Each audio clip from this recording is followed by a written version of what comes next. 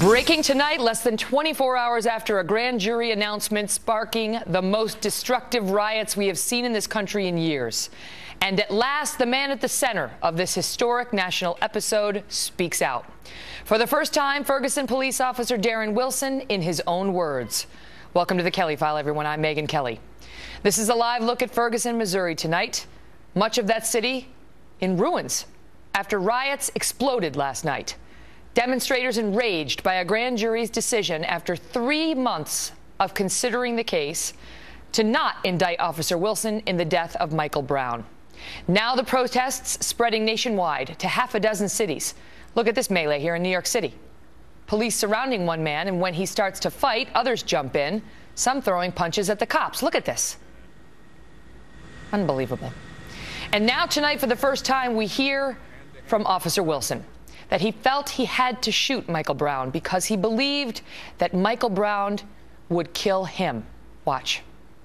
He threw the first punch? Yes. He threw the first one and hit me in the left side of my face. Because, you know, some of the witnesses have said that they saw you trying to pull him into the car. That would be against every training ever taught to any law enforcement officer. I just felt the immense power that he had. I mean, the way I've described it is, it was like a 5-year-old holding on to Hulk Hogan. That's just how big this man was. When I said, get back or I'm going to shoot you. And then his response, immediately, he grabbed the top of my gun. And when he grabbed it, he said, "You're too much of a to shoot me." And while he's doing that, I can feel his hand trying to come over my hand and get inside the trigger guard and try and shoot me with my own gun. And that's when I pulled the trigger for the first time. Why not stay in the car? He's running away. Because he's not... My job isn't to just sit and wait. You know, I have to see where this guy goes. So you felt it was your duty to give chase? Yes, it was. That's what we were trained to do. When he stopped, he turned and faced me. And as he does that, his right hand immediately goes into his waistband, and his left hand is a fist at his side, and he starts charging me.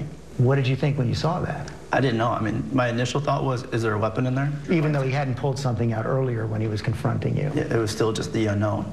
And again, we're taught to let me see your hands. As you know, some of the eyewitnesses have said when at that moment when he turned around and put his hands up. That would be incorrect. Incorrect. No way? No way. So you say he starts to run, does a stutter step, starts to come towards you, and? At that time, I gave myself another mental check. Can I shoot this guy? Legally, can I? And the question I answered myself was, I have to. If I don't, he will kill me if he gets to me. Even though he's, what, 35, 40 feet away? Once he's coming that direction, if he hasn't stopped yet, when's he gonna stop? And you're absolutely convinced, when you look through your heart and your mind, that if Michael Brown were white, this would have gone down in exactly the same way? Yes. No question? No question. You and your wife, I don't even know if this word is appropriate anymore. What is your dream going forward? Like I said, we just want to have a normal life. That's it. You have a very clean conscience. The reason I have a clean conscience is because I know I did my job right. Joining us now with reaction, former New York City mayor and former Republican presidential candidate Rudy Giuliani. Mr. Mayor, good to see you tonight. Good to see you, Megan. Your reaction to what we just heard right there. Quite powerful. That would have been testimony in front of a jury that would have been very, very hard to convict this man. But here's the amazing thing. I read some of the testimony today. If you look at witness number 10, not identified by name or by race, but I'm pretty sure an African American from the discussion, he corroborates every single thing that that officer just said, including the fact that no one put their hands up. In fact, he came forward because he was angry and offended that people were lying about the fact that he was shot in the back and that Brown had put his hands up. Wow, that's amazing. And he describes exactly the same thing, the reaching in, the shooting, the fact that the police officer got out of the car. The police officer yelled to Brown. Brown, instead of stopping, ran toward him. The police officer shot him 2 or 3 times. When Brown stopped, the police officer stopped shooting. And all of a sudden, Brown put his head down and came at the police officer, he said, something like a bull, with his head down, as if to come right into him. And that's when the fatal shots were probably shot into the... And he came forward because he was so offended by the lies that were being told. You remember, there were 4 witnesses who said that Brown was shot in the back. Not true. Which are total lies. If that's in front of the one said that the officer was standing over him, shooting him. Totally untrue. Again, disproven completely by the autopsy and the forensics. I mean, I disagree with the prosecutor on only one thing. I would prosecute all those people for perjury. Wow, really? Well, I mean, to testify falsely in a case in which you can put a man in jail for the rest of his life is an extremely serious But you know crime. how unreliable eyewitness testimony is. I mean, I think his belief, according to him, is it's just unreliable. And so these people may believe they saw what they didn't see. It's not unreliable. These are people who are friends of his. These are people who have an axe to grind. It's not unreliable that you think you saw hands go up when in fact his hands were down all the time. So will it make any difference? Will his on-camera testimonial and the fact that he is backed up not by one but by several African-American witnesses? I mean, I want the viewers to know that, because we are told by some that this is all about race, and African-American witnesses came forward to say it is not the way folks are telling you. It is the way the officer. It is the way the white officer is telling you. Seven witnesses corroborate his testimony. 3 of them corroborate it completely. The others corroborate portions of it. So does it make a difference? I mean, they're still on the streets. They still burned dozens of places. I don't know if they care. I think the racial arsonists in this country have worked these people up so much with propaganda that facts don't matter. Justice doesn't matter. It isn't justice to put an innocent man in jail. Also, every time Mr. Brown is described, he's described as a young man, and people forget he had committed a robbery. In fact, the police officer in his testimony says that Brown took some of the cigarillos and pushed them in the car. And you know what else? Said, take these, actually proving that he was the robber that the police officer was looking for. Well, one of the things that jumped out at me in this interview is how young Darren Wilson seems. He's 28 years old. He's a kid. He was 10 years older than Michael Brown, but he's not some seasoned cop who's been on the beat for 30 years. He, too, is a young man who found himself in a very dangerous situation that was not of his own making. Well, this should be described as a police officer who shot a man who had committed a robbery.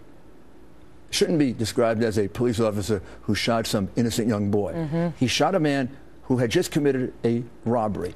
Now, it's either justified or not, and the facts suggest that it's justified. The second thing the prosecutor had to be absolutely aware of is he couldn't possibly have won this case at trial. This case with all that evidence that supported the police officer. But I want to get this in because we're short on time. What we've seen in Ferguson last night, so far it's much more peaceful tonight. They've finally sent in the National Guard that's been there for a week. Right. Why did that happen last night? When I was watching the broadcast, your broadcast last night, having had to deal with riots and being very proud of the fact that I had none in the time that I was mayor, after 2 in the years that preceded me, they did one of the most biggest mistakes you could make. They allowed a cooling off period or a venting period. Remember all that time that rocks were being thrown and cars were being overturned and windows were being broken? Holding back. And the police were backing off. The rule is you can protest all you want, make all the noise you want, carry all the signs you want. The minute you throw a rock, you get arrested.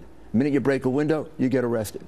The minute you break into a store, you get arrested. You make an example out of the early lawbreakers. The Gigante report that was written in 1993 says a cooling off period becomes a heating up period. And it's supported by academic research by James Q. Wilson. You think this Governor Nixon is in over his head? He looked to me tonight like a very nervous man. Not like a man who feels like he's in charge of this situation. That could just be my impression from having dealt with lots of emergencies. And I didn't hear a lot of clear black line rules about what he expects tonight. What he should have told the people tonight is, you can protest, but if you throw a single rock, the first one that does it's going to jail, and the second one and the third one, and I have enough jails for all of you. So you want to protest? We're not breaking any windows. We're not breaking any buildings. We're not burning anything. We're not breaking any laws. You're all going to jail. And if I need 50,000 cops here and National Guard, they'll be here to do it. Yeah, he's under fire from his own lieutenant governor tonight, and he will be joining us, the lieutenant governor, live in just a bit. Mr. Mayor, great to see you. Thank you, Megan. Thank you, sir. And great coverage last night, by the way. Thank you. I appreciate it. Coming up, a closer look at more of that forensic evidence that convinced, I should say, the grand jury not to indict Officer Darren Wilson, including new pictures showing signs of the struggle that took place inside the patrol car, and the story of one witness who says people at the scene started to embellish what happened when Brown's family showed up at the crime scene. A Kelly File investigation we've been working on today. Next. Plus, a live look at some of the racially charged statements made by some of the leading voices in the debate. We're watching live pictures in Ferguson, and we'll play you some of the racially charged statements that have been bandied about. One local Missouri lawmaker today going so far as to say, quote, "This is our race war." Really? A powerful debate is next. All across America, President means whether it's in New York, Los Angeles, California, Cleveland, young people of color are being killed by police officers